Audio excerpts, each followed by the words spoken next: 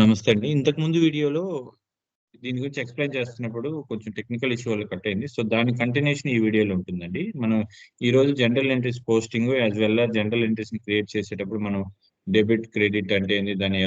దాన్ని ఎలా ఏ బేసిస్‌తో మనం డెబిట్, క్రెడిట్‌ని అనలైజ్ చేసి ఎంట్రీ పోస్ట్ చేస్తామో దాని గురించి మనం కంటిన్యూషన్ చెప్తున్నానండి. ఈరోజు గోల్డెన్ రూల్స్ ఫర్ అకౌంట్స్ అనే ఈ టాపిక్ గురించి మీకు ఎక్స్‌ప్లెయిన్ చేస్తున్నాను.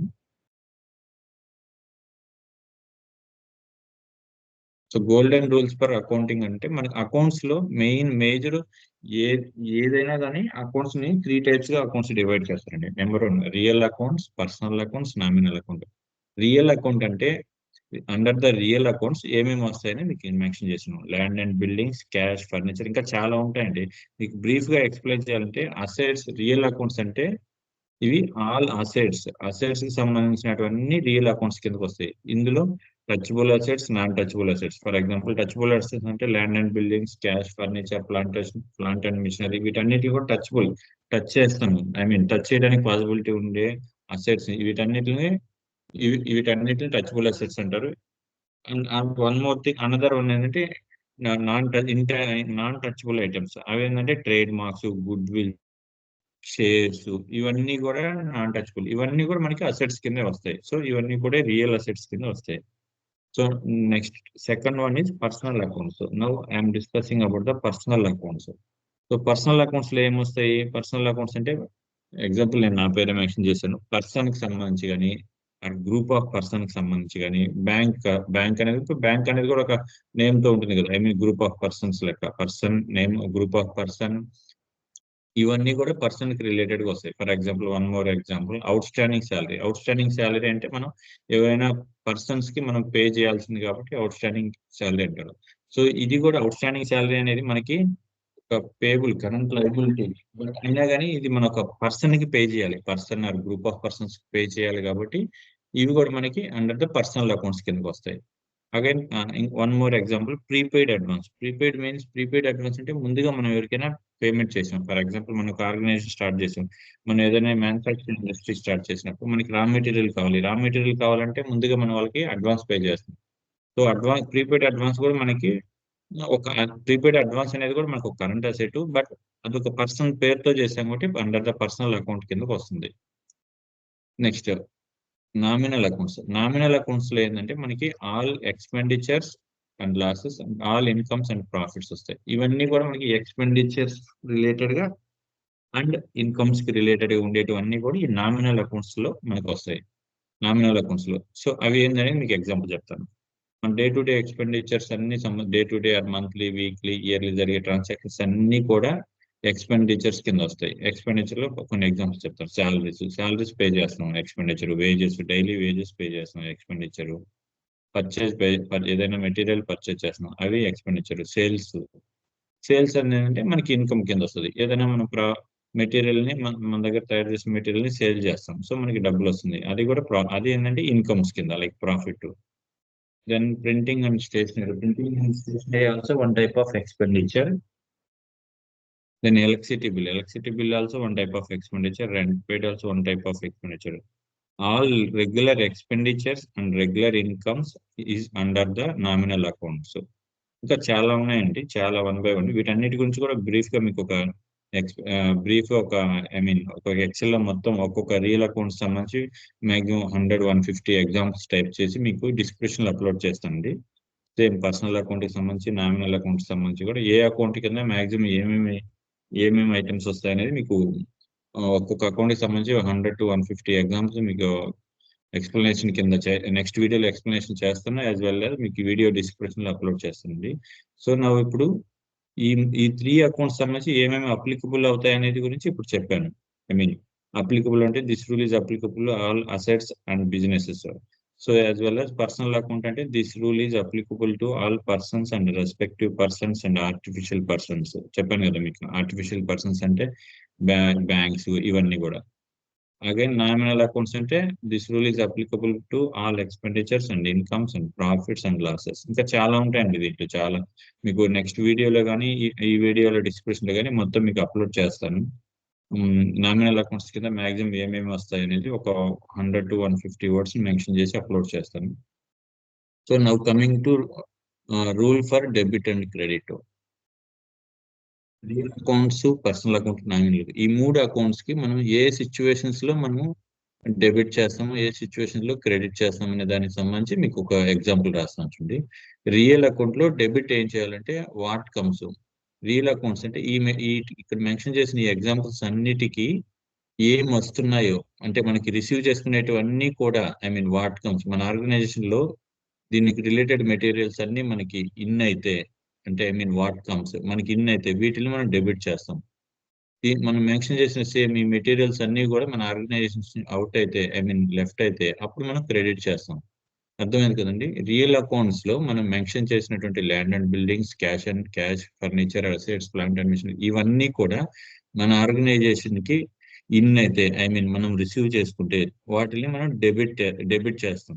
యాజ్ వెల్ యాజ్ ఈ మెటీరియల్స్ వీటిలన్నిటి కూడా మన ఆర్గనైజేషన్ నుంచి లెఫ్ట్ అయితే, మనం మూవ్ చేస్తే, మన ఆర్గనైజేషన్ నుంచి బయటకు వెళ్తే అప్పుడు మనం వాటిని క్రెడిట్ చేస్తాం. As well as personal accounts లో కూడా, పర్సనల్ అకౌంట్స్ కి డెబిట్ ఏమొస్తుందంటే రిసీవర్. పర్సనల్ అకౌంట్ లో డెబిట్ రిసీవర్, క్రెడిట్ గివర్. మీకు ఇక్కడ personal account Mohan Reddy accounts and bank accounts, out standing salary, prepaid ఇవన్నీ ఉన్నాయి కదా. వీటి గురించి చాలా ఎగ్జామ్స్ ఉన్నాయి, మీకు చెప్తాను. ఫర్ ఎగ్జాంపుల్ బ్యాంక్ అకౌంట్ తీసుకుందాం. బ్యాంకు మనీ వచ్చింది అంటే బ్యాంక్ మనీ రిసీవ్ చేసుకున్నాం. ఫర్ ఎగ్జాంపుల్ మనం క్యాష్ డిపాజిట్ ఇన్ బ్యాంక్, మనం బ్యాంక్ లో క్యాష్ డిపాజిట్ చేసాం. సో అంటే బ్యాంక్ కి క్యాష్ రిసీవ్ వచ్చింది. సో బ్యాంక్ రిసీవర్ వచ్చినప్పుడు బ్యాంక్ ని డెబిట్ లో చేస్తాం. యాజ్ వెల్ యాజ్ మనం క్యాష్ డిపాజిట్ చేసాం. క్యాష్ డిపాజిట్ అంటే మనం ఇక్కడ క్యాష్ డిపాజిట్ ఇవి చేసాం. వాట్ గోస్, క్యాష్ వెళ్ళిపోయింది కాబట్టి దీనికి క్రెడిట్ చేస్తాం. మీకు దీనికి మీకు డిఫరెన్స్ చెప్తున్నాను చూడండి. ఇక్కడ వచ్చి bank versus bank versus cash గురించి చెప్తున్నాను.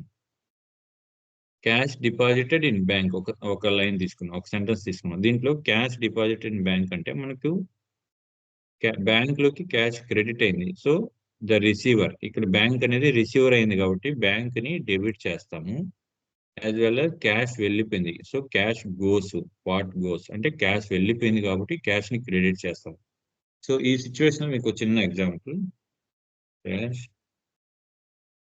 Cash deposited in bank.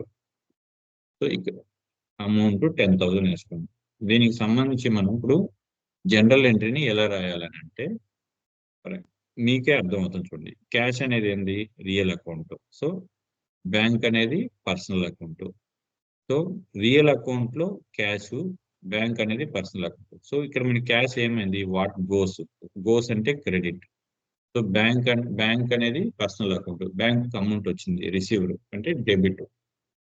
So debit కి మనం దీనికి ఎలా జనరల్ ఎంట్రీ రాయాలంటే, బ్యాంక్ అకౌంట్ డెటార్ అంటే ఎప్పుడు కూడా డెబిట్ అని. అమౌంట్ 10,000. నెక్స్ట్ మనం ఎంట్రీ రాసేదండి, ఇది జస్ట్ ఎగ్జాంపుల్ చెప్తున్నాను. అలాగే ఎంట్రీ రాసేటప్పుడు 2 రాయాలి. 2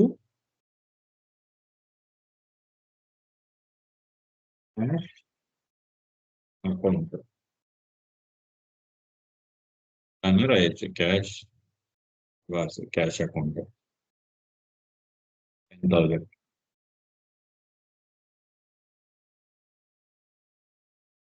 సో మీకు ఇది అర్థమైంది కదండి. ఇప్పుడు ఒక సెంటెన్స్ చెప్పాను, క్యాష్ డిపాజిట్ ఇన్ బ్యాంక్ అనే దాన్ని, ఒక ట్రాన్సాక్షన్ ని దాన్ని ఎలా జనరల్ ఎంట్రీ చేయాలనే దానికి సంబంధించి మీకు చెప్పాను, based on this golden rules. So ఇదే విధంగా మీకు చెప్తాను చూడండి. ఒక ఆల్రెడీ వర్డ్ డాక్యుమెంట్ లో ఎక్స్ప్లెయిన్ చేసి పెట్టున్నాను.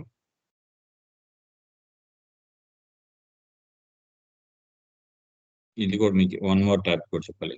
సో రియల్ అకౌంట్స్ కి చెప్పాను, పర్సనల్ అకౌంట్స్ చెప్పాను, as well as nominal accounts కూడా చెప్పాను.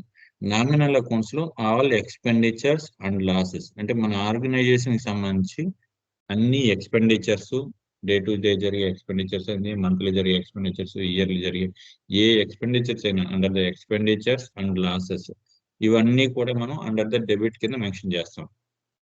నామినల్ అకౌంట్స్ లో ఆల్ ఎక్స్పెండిచర్స్ అండ్ లాసెస్ ని మనం డెబిట్ కింద తీసుకుంటాం. Again as well as nominal accounts లో ఆల్ ఇన్కమ్స్ అండ్ ప్రాఫిట్స్ ని అండర్ ద క్రెడిట్ కింద తీసుకుంటాం. సో మీకు వన్ బై వన్ ఈజీగా అర్థమయ్యే విధంగా ఎగ్జాంపుల్స్ చెప్తానండి. సో ఈ ఈ టాపిక్ అనేది నెక్స్ట్ చెప్తాను. బట్ ముందుగా ఒక 5 to 6 సెంటెన్స్ ప్రిపేర్ చేసి ఆ 5 to 6 సెంటెన్స్ ని ఎలా రాయాలనేది మీకు చెప్తాను. Cash deposited in bank. So ఈ క్యాష్ డిపాజిటెడ్ ఇన్ బ్యాంక్ కి సంబంధించి మీకు ఎంట్రీ ఎలా రాస్తానో చెప్తానండి. మన క్యాష్ అనేది ఎక్కడుంది? రియల్ అకౌంట్స్ లో ఉంది. సో రియల్ అకౌంట్స్ లో వాట్ గోస్ అంటే మనకి ఏమైతే వెళ్ళిపోతుందో దాన్ని క్రెడిట్ చేయాలి. బ్యాంక్ అనేది పర్సనల్ అకౌంట్ లో ఉంది. వాట్ రిసీవర్ అనే దాన్ని మనము డెబిట్ లో చేయాలి. సో దీనికి నేరేషన్ బ్యాంక్ అకౌంట్ డెటర్ అమౌంట్ 10,000. మనం డెటర్ ఈ వర్డ్ అండి, ఇది అకౌంట్స్ టెర్మినాలజీ ప్రకారం మనం బ్యాంక్ అకౌంట్ డిఆర్ అంటే డెబిట్ సైడ్. దెన్ ఇక్కడ స్టార్టింగ్ లో 2 అని రాయాలి. 2 అంటే క్రెడిట్ అని అర్థం. ఐ మీన్ సిఆర్ అని. Cash account డెటర్ to cash account rupees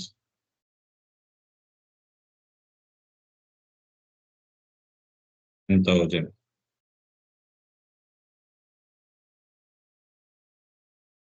so మీకు అర్థమైంది కదండి. ఇక్కడ ఈ ట్రాన్సాక్షన్ కి సంబంధించి cash deposited in the bank. Bank లో 10,000 క్యాష్ డిపాజిట్ చేస్తే దాన్ని మన జనరల్ ఎంట్రీ ఎట్లా రాయాలంటే bank account data to cash account. ఎందుకు ఇట్లా రాయాలంటే బ్యాంక్ అనేది మనకి పర్సనల్ అకౌంట్, క్యాష్ అనేది real account. So based on the మనకి ఇక్కడ మెన్షన్ చేసినటువంటి డెబిట్ క్రెడిట్ రూల్స్ ప్రకారం బ్యాంక్ పర్సనల్ అకౌంట్. సో ఇక్కడ ఏంటంటే మనం క్యాష్ రిసీవ్ చేసుకున్నాం. సో ద రిసీవర్ అంటే బ్యాంక్ లోకి అమౌంట్ వచ్చింది. సో దీన్ని డెబిట్ చేస్తాము.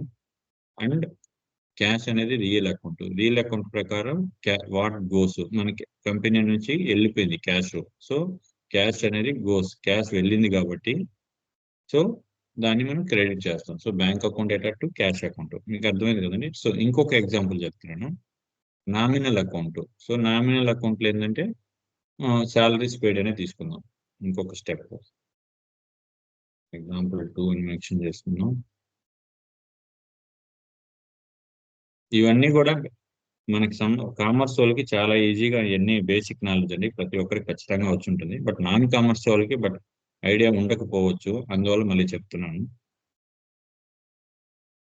Next salaries paid.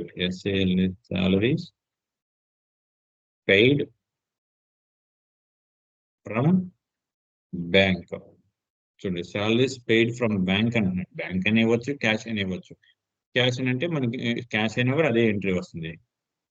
Bank or cash మీకు రెండు కూడా చెప్తాను. రూపీస్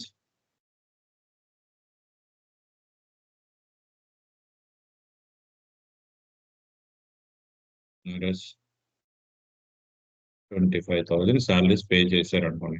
దీనికి మనం ఇప్పుడు జనరల్ ఎంట్రీని ఎలా వేయాలి? Based on this accounting rules. అర్థమైంది కదండి. Based on this accounting rules base చేసుకొని మనం దీనికి జనరల్ ఎంట్రీ ఎలా వేయాలి? సో మీకు చెప్తాను చూడండి. ఇక్కడ సాలరీస్ అనేది ఏంది? ఈ అండర్ ద ఏ అకౌంట్స్ కిందకి వస్తాయి salaries? Under the nominal accounts. Day to day regular expenditures. So expenditures and losses, I mean expenditures, salaries pay చేసాం అనేది ఆర్గనైజేషన్ ఒక expenditure. So expenditure comes under nominal account. అర్థమైంది కదండి. So అలాగే bank comes under personal account. So cash comes under real account. So ఇప్పుడు మనం salaries paid from bank. So bank ద్వారా pay చేసాము అనుకుందాం, క్యాష్ పక్కన పెట్టి. సో బ్యాంక్ ద్వారా సాలరీస్ పే చేసినప్పుడు సేమ్ మనకి ఇక్కడ డెబిట్ లో ఏమొస్తుంది? All expenditures and losses debit కి వస్తాయి. చూడండి, నామినల్ అకౌంట్ రూల్ ప్రకారం debit, all expenditures and losses comes under the debit. So debit means salaries account debtor rupees 25,000. Okay. Next to bank account bank ద్వారానే చేసామనుకోండి. So దానికి example రాసింది to bank account. ఇక్కడ మనకి బ్యాంక్ ఏంది, bank కి salaries pay చేసాము, salaries పేడ్ through bank. So bank ఏంది మనకి ఇక్కడ గివర్, బ్యాంక్ నుంచి మనకి వెళ్ళిపోయింది, గివర్ అనేది క్రెడిట్.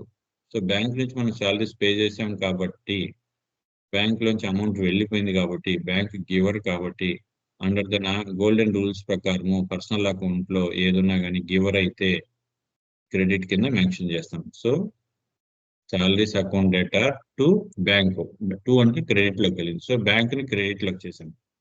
So bank account ₹25,000. అర్థమైంది కదా. ఇదే ఎంట్రీని మళ్ళీ again salaries paid from cash, bank తీసేసి క్యాష్ ద్వారా చేసామనుకోండి, సేమ్ అదే విధంగా అగైన్ సాలరీస్ అనేది మనకి నామినల్ అకౌంట్ వస్తుంది. నామినల్ అకౌంట్ లో all expenditures and incomes under అనే డెబిట్ కింద వస్తాయి యాజ్ పర్ రూల్ ప్రకారం. So salaries account, salaries account, salaries account debtor, debtor ₹25,000. ఇప్పుడు మనకి క్యాష్ వాట్ గోస్, క్యాష్ వెళ్ళిపోతుంది కదా, వాట్ గోస్, క్యాష్ అనేది రియల్ అకౌంట్ లో ఉంది, వాట్ గోస్ అంటే క్యాష్ వెళ్తుంది, వెళ్తుంది కాబట్టి క్రెడిట్ లోకి వెళ్తుంది. టు క్యాష్ అకౌంట్,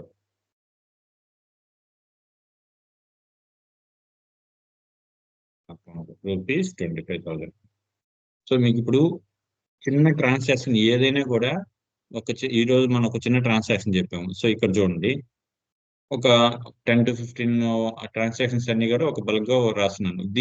దీన్ని మనం బేస్డ్ ఆన్ ఈ గోల్డెన్ రూల్స్, ఈ బాక్స్ ని బేస్ చేసుకుని ఇదొక్కటే మన మైండ్ లో ఉందంటే ఖచ్చితంగా, ఏది real account, personal account, nominal account, ఈ అకౌంట్స్ లో ఈ 3 టైప్స్ ఉంటాయి. దాన్ని డెబిట్ టు క్రెడిట్ గా డివైడ్ చేయాలి. డెబిట్ ని ఏ బేస్ బేస్ చేసుకుని డెబిట్ డివైడ్ చేయాలి, దేని బేస్ చేసుకుని క్రెడిట్ డివైడ్ చేయాలి, దీనికి సంబంధించి అప్లికబుల్ రూల్స్ ఏంది, సో రియల్ అకౌంట్ కింద ఏమేమి వస్తాయి. నేను ఎగ్జాంపుల్ గా ఒక land and buildings, cash, furniture, assets, plant and machinery చాలా ఇన్ని రాశాను.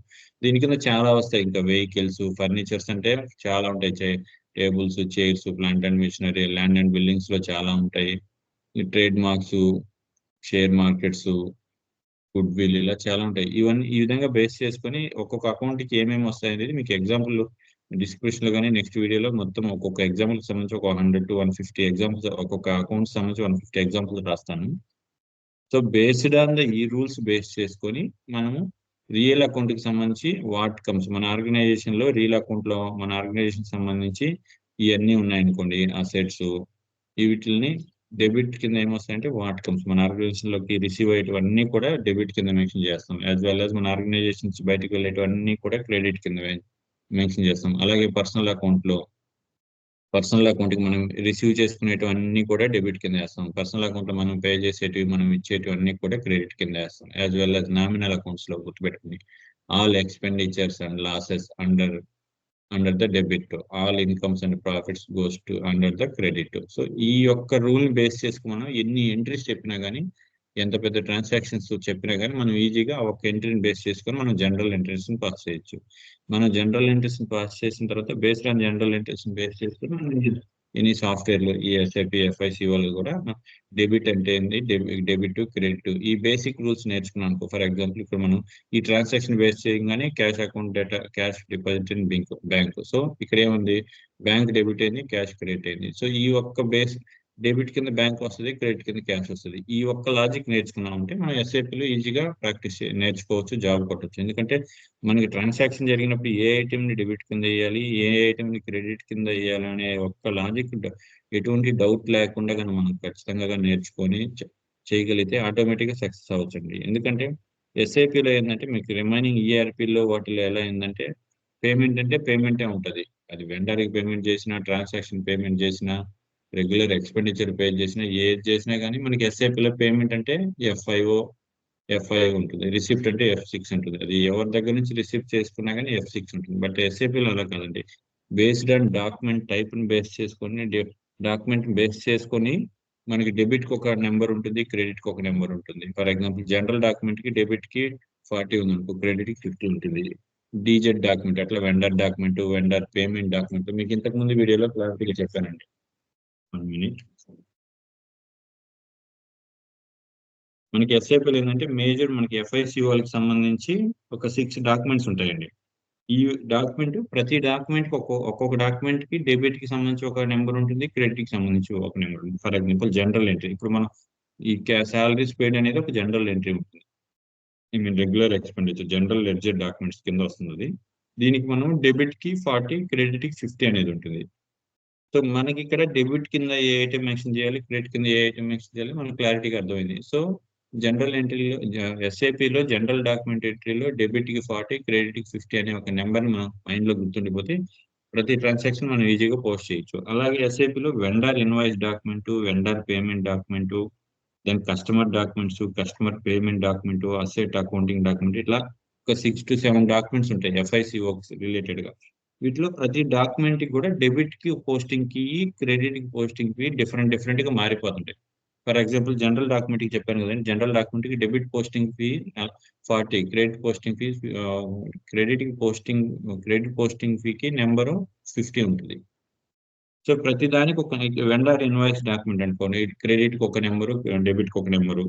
అలాగే కస్టమర్ ఇన్వాయిస్ నెంబర్ అనుకో, క్రెడిట్ కి ఒక నెంబరు, డెబిట్ కి ఒక నెంబర్. ఈ విధంగా డిఫరెంట్ గా ఉంటాయి. బట్ వాళ్ళ నెంబర్లు ఎన్ని మార్చుకున్నామని బట్ ఆ నెంబర్లు గుర్తు పెట్టుకుంటే చాలు. బట్ మేజర్ గా మనకి ఏంటంటే ఏ ఐటమ్ డెబిట్ చేయాలి, ఏ ఐటమ్ క్రెడిట్ చేయాలి అని మనకు ఖచ్చితంగా నాలెడ్జ్ ఉంటుంది. మన నాలెడ్జ్ మనకి ఏ ఐటమ్ డెబిట్ చేయాలి, ఏ ఐటమ్ క్రెడిట్ చేయాలనే నాలెడ్జ్ మనకు ఆటోమేటిక్ గా ఉన్నప్పుడు ప్రతి డాక్యుమెంట్ కి బేస్డ్ నెంబర్ రేంజ్ బేస్ చేసుకుని మనం ఈజీగా జనరల్ ఎంట్రీస్ పాస్ చేయొచ్చండి.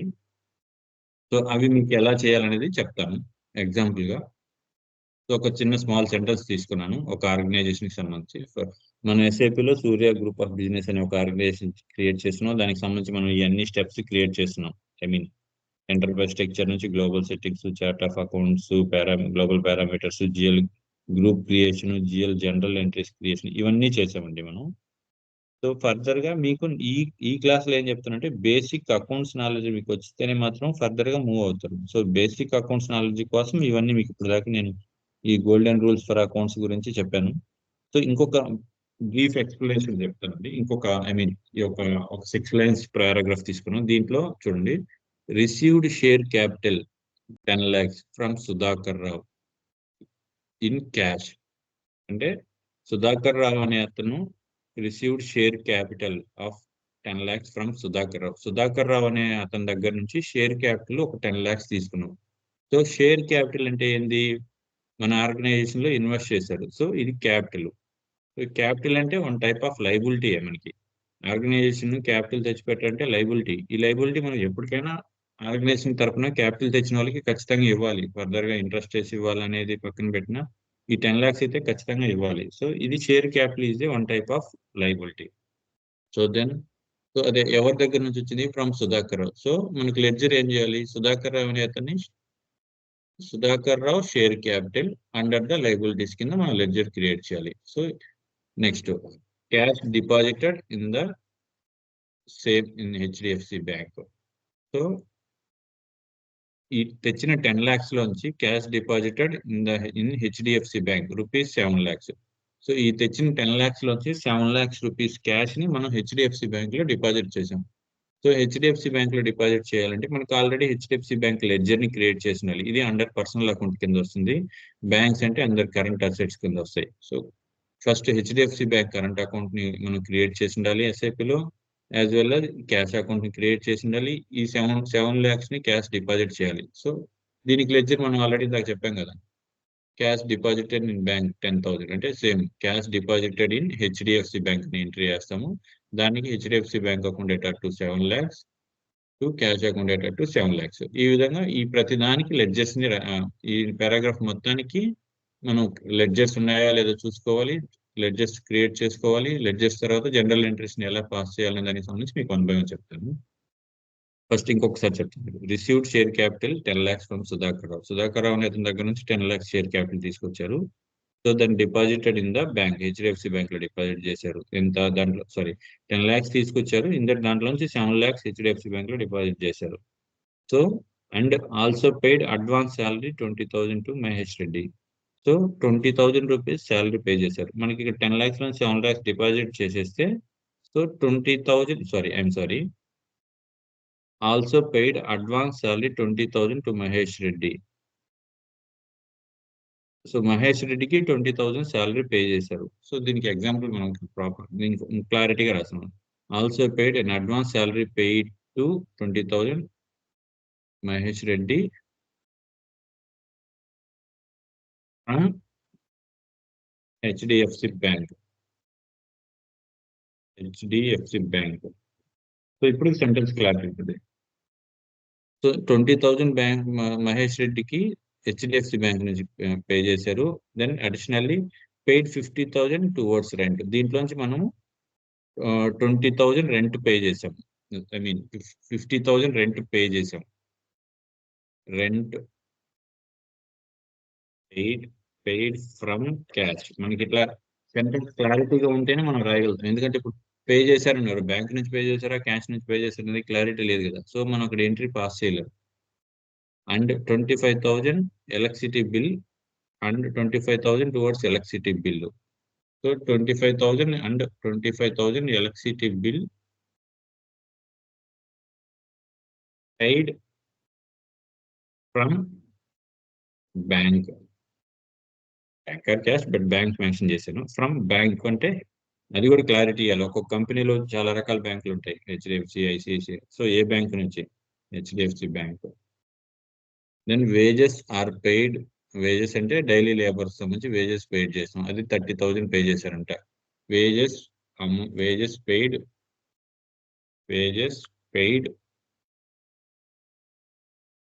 From cash. క్యాష్ నుంచి వేజెస్ పే చేసామని చెప్పారు. క్యాష్ అమౌంట్ నుంచి ఎంత? 30,000. And purchase chairs 50,000 chairs purchase చేసాం. అది ఏంది మనకి? చైర్స్ పర్చేజ్ చేసాము. చైర్స్ అనేది మనకు ఒక fixed asset. I mean current assets. Chairs purchase చేసాము 15,000 కి. Chairs purchased from cash. ఇవన్నీ ఎందుకు క్లారిటీగా రాస్తున్నానండి, ఎక్కడ కూడా మన ఆర్గనైజేషన్ లో మనకి డేటా ఇచ్చేటప్పుడు ఇదేదైనా క్లారిటీగానే ఉంటుంది.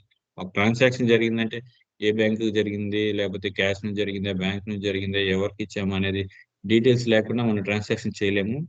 సో వాళ్ళు ఇచ్చే డేటా కూడా మనకు అలానే ఉంటుంది, క్లారిటీగా ఉంటుంది. And purchase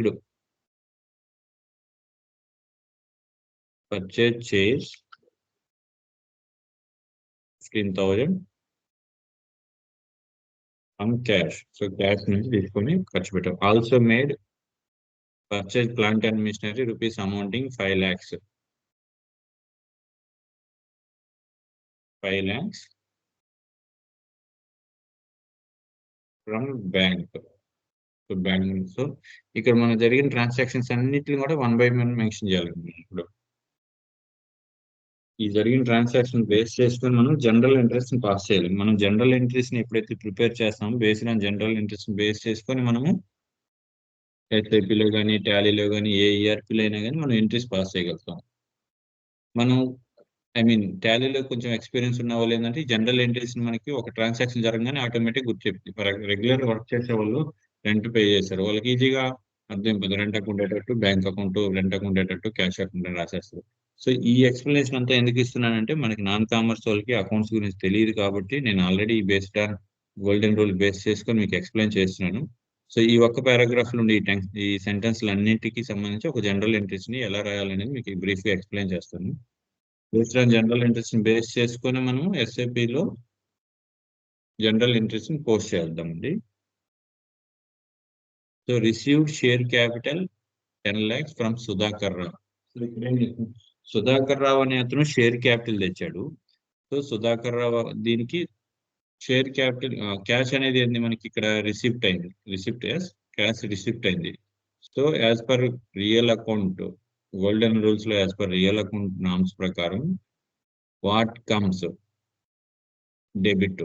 so what comes అంటే మనకి ఏమొచ్చింది, ఇక్కడ క్యాష్ అనేది రియల్ అకౌంట్స్ లో ఉంది, క్యాష్ వచ్చింది కాబట్టి దీన్ని డెబిట్ చేస్తాం. So cash account debtor to cash account debtor, మనకి 10 లక్షలు క్యాష్ వచ్చింది, cash account debtor to Sudhakar Rao. ఇది ఏంది? పర్సనల్ అకౌంట్ సంబంధించి. సో పర్సనల్ అకౌంట్స్ ఇప్పుడు అతను లైబిలిటీ అయినా కానీ సుధాకర్ రావు అనేది మనకి పర్సనల్ అకౌంట్స్ కింద ఉంటుంది. సో అతను మన liability, I mean share capital liability, but అతను person or group of person whatever person కాబట్టి పర్సనల్ అకౌంట్స్ లో ఉండే పర్సన్ ఇతను మనకి 10 lakhs ఇచ్చాడు. So he's the giver. So giver కాబట్టి అతను మనం క్రెడిట్ చేసాం. So Sudhakar Rao share capital account to, to అంటే క్రెడిట్, డిఆర్ అంటే debit. So cash account debtor 10 lakhs to Sudhakar Rao. To అంటే క్రెడిట్ వచ్చేస్తుంది ఆటోమేటిక్, టూ అంటేనే క్రెడిట్. మళ్ళీ ఇక్కడ మనం సిఆర్ డిఆర్ అని రాయలేదు. To Sudhakar Rao share capital account 10 lakhs. So ఇప్పుడు ఈ ఎంట్రీ అర్థమైంది కదండి. Received share capital 10 lakhs from Sudhakar Rao in cash. So cash mode లో వచ్చిందని అర్థం. సో క్యాష్ రిసీవ్ చేసుకున్నాం, cash account data to Sudhakar Rao account. So అర్థమైంది, being share capital amount receive from Sudhakar Rao. మనం ఏ ట్రాన్సాక్షన్ చేసినా కానీ నేరేషన్ లో ఈ విధంగా రాయాలండి. నేరేషన్ లో బీయింగ్ అని ఒక్కొక్కరు ఒక్కొక్క వర్డ్ ఫార్మాట్ ని బట్టి రాస్తారు. Being share capital amount received from Sudhakar Rao.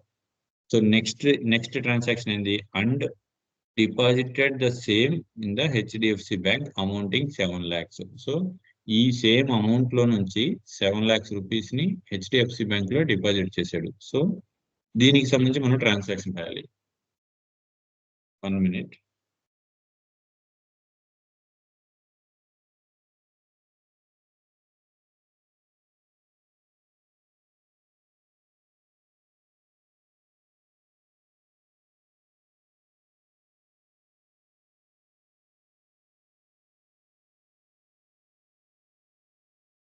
So next same next step ఏంది, deposited in and deposited the same in the HDFC bank amounting 7 lakhs. So ఈ 10 lakhs లోంచి 7 lakhs ను మనం హెచ్డిఎఫ్సి బ్యాంక్ లో డిపాజిట్ చేసామంటారు. సో దీనికి మనం లెడ్జర్ జనరల్ ఎంట్రీస్ ని ఎలా చేయాలి, సెకండ్ స్టెప్, హెచ్డిఎఫ్సి బ్యాంక్ అంటే ఏంది, మనకి అండర్ ద పర్సనల్ అకౌంట్ కింద వస్తుంది. సో ఇవన్నీ మనకి మైండ్ లో ఉండాలి. Personal account HDFC bank mind లో ఉంది, sorry HDFC bank personal accounts లో ఉంది. సో పర్సనల్ అకౌంట్స్ కి మనకి రూల్స్ ఏంది, డెబిట్ ద రిసీవర్. సో మనకి బ్యాంక్ కి రిసీవ్ అయింది మనీ. సో బ్యాంక్ కి మనం cash deposit in the bank HDFC bank rupees 7 lakhs ఉన్నారు. సో హెచ్డిఎఫ్సి బ్యాంక్ లోకి మనకి 10 lakhs రిసీవ్ అయింది. సో దీన్ని డెబిట్ చేస్తాం. యాజ్ వెల్ యాజ్ క్యాష్ కదా మనకి వెళ్ళిపోయింది, క్యాష్ ని కదా డిపాజిట్ చేసింది. సో క్యాష్ అనేది real account.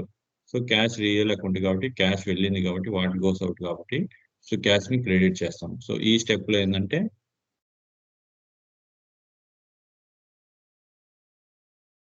HDFC bank account debtor, HDFC bank account కి మనం డిపాజిట్ చేశాం కాబట్టి యాజ్ పర్ రూల్స్ ప్రకారం, ఐ మీన్ అకౌంటింగ్ రూల్స్ ప్రకారం పర్సనల్ అకౌంట్ లో రిసీవ్ చేసుకున్నదంతా కూడా what receiver is the debit. So HDFC bank account debtor two అంటే credit, cash account 7 lakhs. మీకు అర్థమైంది, being cash deposit in HDFC bank. Just మనకి narration లో గుర్తుండే దానికోసం బేస్ షేర్ క్యాపిటల్ అమౌంట్ అంటే మనకి 10 lakhs, మనకి 7 lakhs దేంట్లోంచి వచ్చింది అనే దానికి రిమార్క్స్ లో గుర్తుండేదానికి వేస్తారు. So next amount, I mean next transaction ఏం జరిగింది ఇక్కడ, also paid advance paid 20,000 to Mahesh Reddy from HDFC bank. So HDFC bank నుంచి 20,000 మహేష్ రెడ్డి అతనికి పే చేశారు. హెచ్డిఎఫ్సి బ్యాంక్ నుంచి 20,000 మహేష్ రెడ్డి. సో మహేష్ రెడ్డి అనే అతను ఎవరు, personal account. So personal account what receiver goes under the debit. Personal account లో రిసీవ్ చేసుకున్నటువన్నీ కూడా డెబిట్ కింద వస్తాయి. సో మహేష్ రెడ్డి అతను డబ్బులు రిసీవ్ చేసుకున్నాడు కాబట్టి అతను డెబిట్ కింద వస్తాడు. So 1 minute. Mahesh Reddy and advance paid to Mahesh Reddy from HDFC bank. So Mahesh Reddy next third step advance paid అన్నారు. సో ఇక్కడ మహేష్ రెడ్డి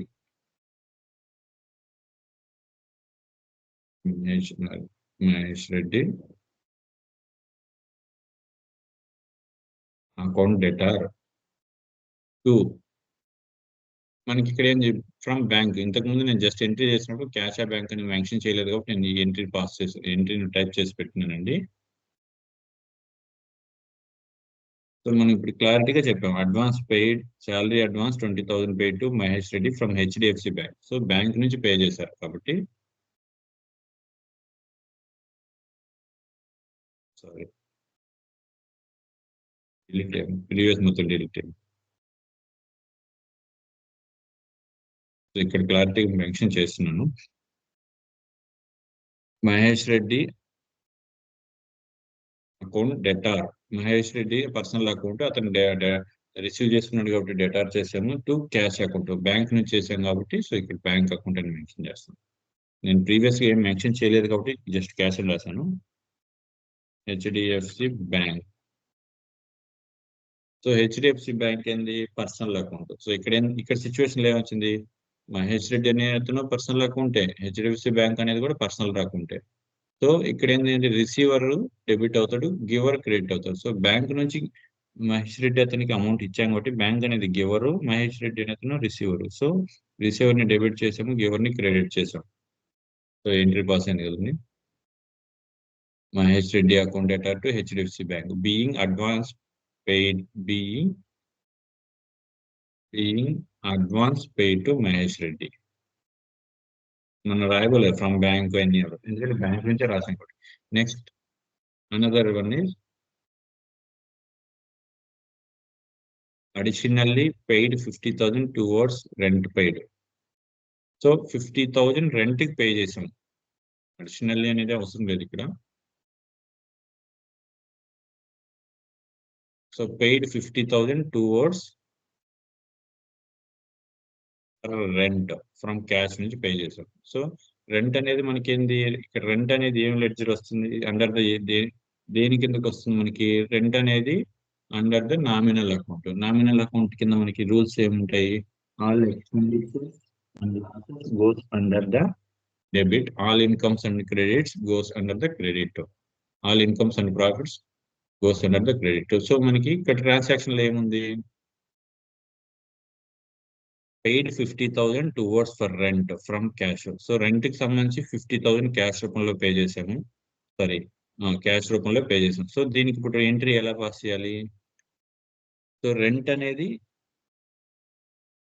నామినల్ అకౌంట్ లో ఎక్స్పెండిచర్ కి సంబంధించి దీన్ని డెబిట్ చేస్తాం, ఎక్స్పెండిచర్ సంబంధించింది కాబట్టి దీన్ని డెబిట్ చేస్తాం. రెంట్ అకౌంట్ డేటా క్యాష్ అనేది యాజ్ వెల్ యాజ్ మనకి రియల్ అకౌంట్స్, ఇక్కడ క్యాష్ వెళ్ళిపోతుంది కాబట్టి దీన్ని క్రెడిట్ చేస్తాం. సో మనకి ఈ ట్రాన్సాక్షన్ లో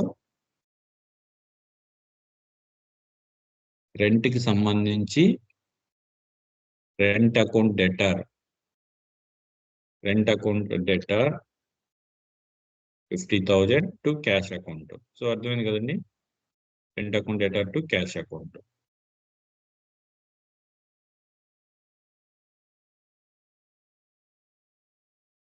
రెంట్ పే చేసాం ఫ్రమ్ క్యాష్ రూపంలో, మీకు అర్థమైంది కదా. రెంట్ అనేది నామినల్ అకౌంట్ సంబంధించి ఎక్స్పెండిచర్ కాబట్టి దాన్ని డెబిట్ చేసాము, యాజ్ వెల్ as క్యాష్ అనేది మనకి రియల్ అకౌంట్ సంబంధించి దాని గివర్ కాబట్టి దాన్ని క్రెడిట్ చేసాం. సో ఇక్కడ వరకు ఈ ఐ మీన్ ఈ పేమెంట్ ఈ ట్రాన్సాక్షన్ అయిపోయింది. So next transaction and 25,000 towards electricity bill paid from HDFC bank.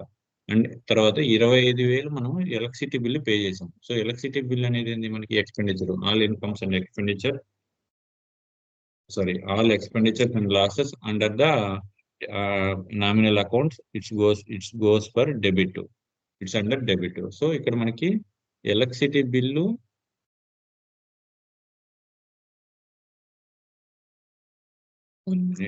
Step చేసింది, electricity 25,000 electricity bill paid from bank. So ఈ ఎంట్రీ అయిపోయింది. సో ఇది ఇందాక చేసిందే డబుల్ టైం వచ్చినట్టుంది. రెంట్ పెయిడ్ అయిపోయింది, sorry electricity bill, okay electricity bill అయిపోయింది, rent account being rent amount. So electricity bill rent అయిపోయింది. నెక్స్ట్ స్టెప్ ఏంటంటే వేజెస్. వేజెస్ అనేది ఏంటంటే మనకి బ్యాంకుకి సంబంధించి వేజెస్ ఏమవుతాయి, వేజెస్ అంటే డైలీ లేబర్ ఛార్జెస్. వేజెస్ మన శాలరీస్ అంటే మంత్లీ తీసుకున్నట్టు, వేజెస్ ఏంటంటే డైలీ జరిగే పేమెంట్స్. ఫర్ ఎగ్జాంపుల్ మనము ఒక ఎంప్లాయీస్ ని డైలీ వేజెస్ కింద తెచ్చుకుంటాం, డైలీ లేబర్ ని డైలీ 500 1,000 పేమెంట్ లెక్కన తెచ్చుకుంటాం. వాళ్ళకి ఏ రోజు ఆ రోజు వర్క్ అయిపోయిన తర్వాత లేకపోతే వీక్లీ వన్స్ పేమెంట్ ఇస్తాం. ఆ వీక్ లో జరిగిన పేమెంట్స్ అన్ని వీక్ లో జరిగిన వాళ్ళ డైలీ కౌంట్ చేసుకొని వీక్లీ ఒకసారి లేకపోతే డైలీ పేమెంట్స్ ఇస్తాం, దాన్ని వేజెస్ అంటాం. ఐ మీన్ డైలీ లేబర్స్ కి ఇచ్చే పేమెంట్స్ ని వేజెస్ అంటారు. సో వేజెస్ ఇక్కడ wages paid from cash for daily labour amounting ₹30,000. So దీనికి ఏమంటాం, వేజెస్ అంటే కూడా మనకి expenditure, daily labour. So expenditure కింద మనం వెళ్ళిపోతుంది. ఈ ఎక్స్పెండిచర్ కింద మనకి 30,000 వస్తుంది ఫ్రమ్ క్యాష్. సో క్యాష్ నుంచి మనం 30,000 లేబర్ కి పే చేసాం, ఐ మీన్ ఎక్స్పెండిచర్ కి. ఇక్కడ ఏంది, expenditure under all expenditure comes to debit as per nominal account. So cash అనేది గోస్ అవుతుంది కాబట్టి క్రెడిట్. సో దీనికి transaction wages account debtor to cash account అని రాయాలి.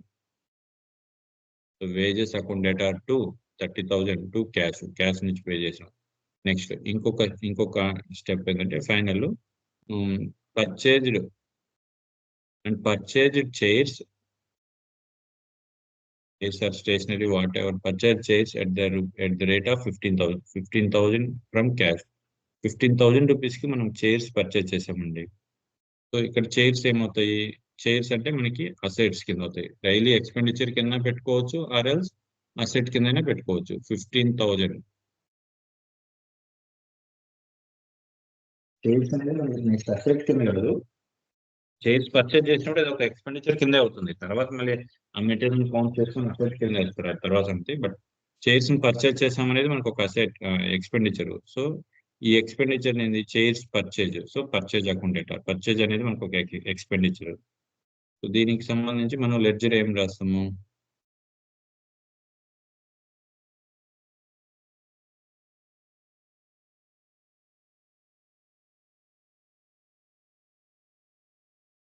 Purchase account data to data 15,000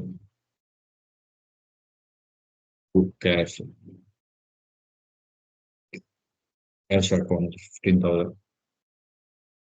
so మీకు పర్చేజ్ అకౌంట్ కి సంబంధించి మనకు చైర్స్ పర్చేజ్ చేసాం కాబట్టి చైర్స్ పేర్లు రాయకూడదు. అండర్ ద పర్చేజ్ అకౌంట్స్ కింద మళ్ళీ వాటి అసెట్ కింద మ్యాప్ చేసుకునే ప్రొసీజర్ వేరే ఉంటుంది. బట్ పర్చేజ్ అనేది మన కంపెనీకి ఏమవుతుంది, ఒక ఎక్స్పెండిచరే అవుతుంది. So purchase account debtor, purchase అనేది expenditure under nominal accounts. So మనకి వాట్ రిసీవ్స్ ఇవన్నీ కూడా మన పర్చేజ్ ఈ నామినల్ అకౌంట్ లో ఆల్ ఎక్స్పెండిచర్స్ అండ్ లాసెస్ అన్ని కూడా డెబిట్ అవుతాయి. సో పర్చేజ్ అనేది కూడా మనకు ఒక expenditure. So based on expenditure base చేసుకొని మనం అలా థింక్ చేయాలి. మనం పర్చేజ్ చేస్తున్నాం, ఫర్నిచర్ వస్తుంది కదా, ఫర్నిచర్ అసెట్ కింద వస్తుంది అనేది అట్లా ఆలోచించకూడదు. మనం పర్చేజ్ చేస్తున్నాం కాబట్టి మనకి అదొక expenditure. So purchase account data 15,000 to cash నుంచి పర్చేజ్ చేస్తాం. సో క్యాష్ మనకి వెళ్ళిపోతుంది. So cash giver. So as per నా రియల్ అకౌంట్ ప్రకారం గివర్ అనేది మనకి క్రెడిట్ లోకి వెళ్తుంది. So cash account 15,000. రిమార్క్స్ లో బిఈ ఈజ్ పర్చేజ్ రూపీస్ 15,000 ఈ రిమార్క్స్ రాస్తాం. నెక్స్ట్ 8th వన్ చూడండి. దీంట్లో 8th వన్ ఏంటంటే also made a purchase of plant and machinery amounting 5 lakhs from bank. ఇంకొకటి ఏంటంటే మనం చేసే బిజినెస్ సంబంధించి ఒక ప్లాంట్ అండ్ మిషనరీ అంటే ఒక ఆర్గనైజేషన్ లో ఏదైనా ప్రొడక్ట్స్ సంబంధించి మ్యానుఫ్యాక్చరింగ్ చేసే ఒక మిషనరీ అనుకోండి. ఈ మిషనరీని 5 lakhs పర్చేజ్ చేశారు. సో ఇక్కడ మనకి ఏమవుతుంది, ప్లాంట్ అండ్ మిషనరీ. సో ఇది కూడా మనకి పర్చేజ్ కి సంబంధించే వస్తుంది. సో 5 lakhs అనేది మనం పర్చేజ్ చేసాం. పర్చేజ్ అంటే మనకి expenditure. So I mean expenditure purchase account data to bank same plant and machinery. So ఇలానే రాయొచ్చు, ప్లాంట్ అండ్ మిషనరీ అని రాయకూడదు, రిమార్క్స్ లో రాస్తాము. ప్లాంట్ అండ్ మిషనరీ రాయకుండా పర్చేజ్ అకౌంట్ డేటా. సో పైన చెప్పాను కదా, చైర్స్ కూడా మనం పర్చేజ్ చేసిన చైర్స్ కూడా అసెట్ అవుతాయి. మనం దాన్ని అసెట్ కింద రాయకూడదు, ఎందుకు రాయలేదని. సో పర్చేజ్ చేసాం కాబట్టి ఫస్ట్ పర్చేజ్ అకౌంట్ రాయాలి. తర్వాత అగైన్ పర్చేజ్ చేసినప్పుడు దానికి ఏమేమి మెటీరియల్ పర్చేజ్ చేసుకుని అగైన్ వాటిని అసెట్ కింద మ్యాప్ చేసుకుంటాం, అది వేరే ప్రొసీజర్.